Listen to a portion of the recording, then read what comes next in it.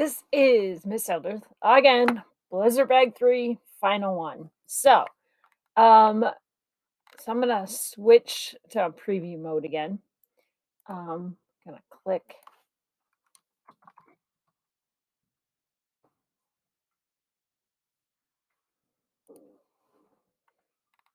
Okay, classical architecture.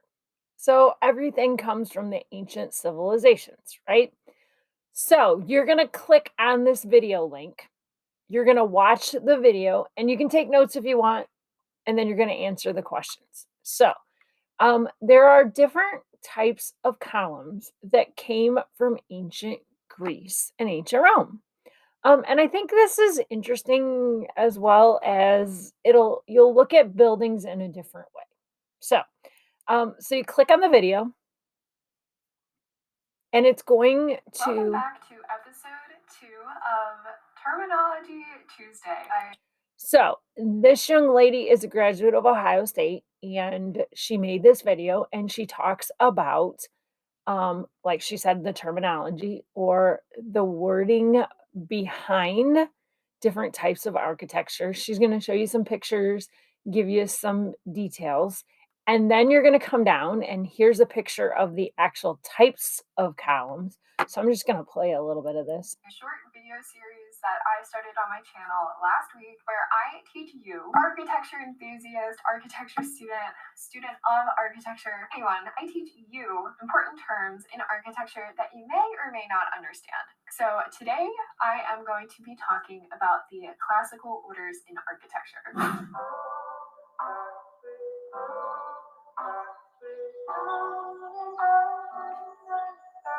What is up, you guys? My name is Natalie Perry, and I am an Ohio State alumni, a student at University of Pennsylvania, and I would be so grateful if you hit that subscribe button and consider supporting my Patreon. So for today's episode, I am going to be talking about the classical orders. There are 5 classical orders. 3 are Greek and 2 are Roman.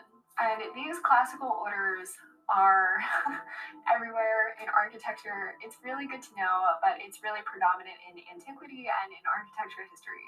So if you want to learn more, just keep on watching. All 5 orders have defined characteristics for the pedestal, column-based, shaft, and capital, and even the entablature above the column. Entablature in architecture is just the horizontal molding and band located immediately above the columns. Okay. So that gives you a little bit of taste. It's about 5 minutes long. And then I came down here and I gave you a chart.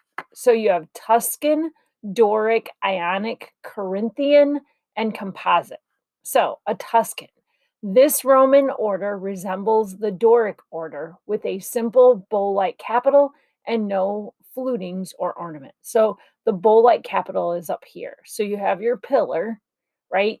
And then if you notice, um, this one is probably the basic, not very ornate or very simplistic, right?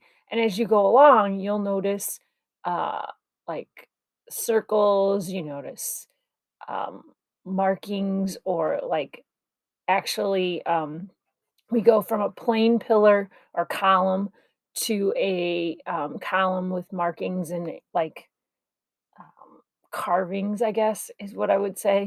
I don't think that's the right word, but a Doric. This Greek order features a simple bowl-like capital. Its fluted column is thicker and heavier than the other orders. Okay. Number 3, Ionic. This Greek order features a capital with a scroll-shaped ornament atop a fluted column.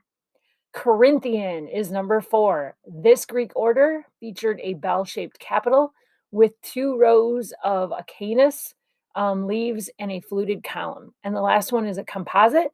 This Roman order features both Corinthian and Ionic features, as well as a fluted column. So if we look, we're going to see the circles and the spirals of the Ionic.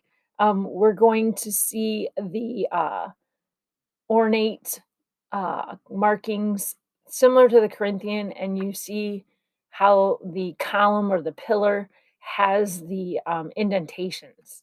There's another word for it. So, between the video and this chart, you're going to answer the questions. Okay. You're going to look at the pictures, and from the pictures, you're going to pick which type of column you think it is. Okay. And then yes, I picked the White House. And then at the bottom, I want you to look at the buildings near where you live, select a building, and then try to identify the type of architecture it has. Now, back up what you say, okay? And I don't think you can insert a picture, but if you want to, if you can figure that out, go right ahead. When you're done, click the submit button, and you are done with Blizzard bag number 3. So, hopefully we don't have to use 2 or 3. Hopefully we don't have to use 1, but we'll see. You know, the groundhog saw a shadow, 6 more weeks of winter, snow, cold weather. So it is Thursday. It is snowing. It is cold. So I hope you are somewhere warm, enjoying hot chocolate or a nice can of pop or a good movie or YouTube video or a video game or some homework. So, um, if you have any questions, please let me know. If not, have an awesome day and I will talk to you soon.